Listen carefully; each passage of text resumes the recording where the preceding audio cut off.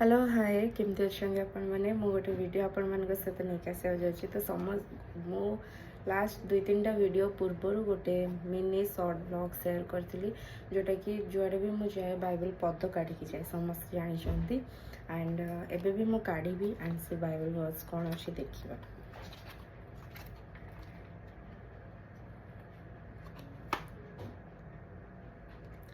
देखो यहीटा अच्छी मु पढ़ी दूची।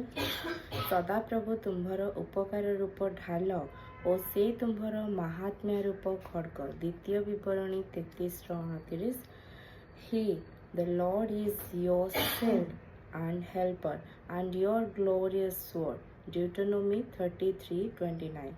तो जीशु बापा होती आमମାନଙ୍କର उपकार रूप ढाल से आमମାନଙ୍କୁ ସବୁବେଳେ ତାଙ୍କର ବାହୁ ଛାୟା ତଳେ ତାଙ୍କର ମାନେ जो कहते ना जमती कि माँ गोटे पणतरे गोटे पिला को घोड़े रखे चाहे से पुओ हो झी हो तो जीशु बापा आम मानक सेमती बाहु छाया तले घोड़े रखी था आ सी होती आम मान महात्मा रूप खड़ग।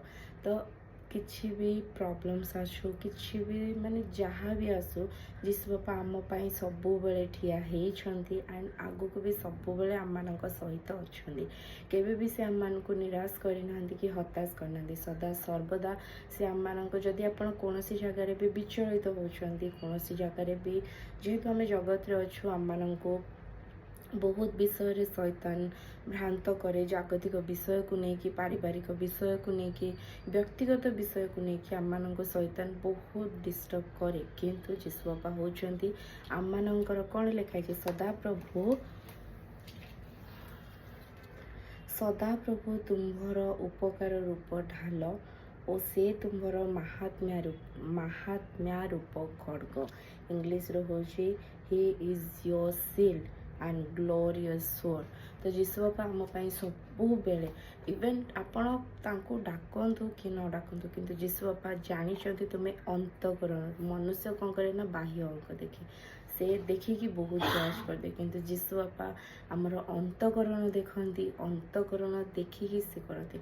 तो मनीष बहुत किसी अच्छा किंतु माने तांको मानक विषय न भाविकी केवल जीशु बापा जी आम जन्म देते जी जगत को आनी जे मातार गर्भर आम मान जानते आम मैंने केवल तांको ही धन्यवाद देवा दरकार। तो आज ये छोट वाक्यटी जदि आपण मानक भल लगी प्लीज मो पाई मो परिवार पाई एंड बाकी सबकि आपण मैंने प्रार्थना करूँ एंड आम सहित जमती मो सहित जीशु बापा उपकार रूप ढाल भाव ठिया होती आपण मानक सेमती ढाल भाव अच्छा आगू भी रहे आमेन।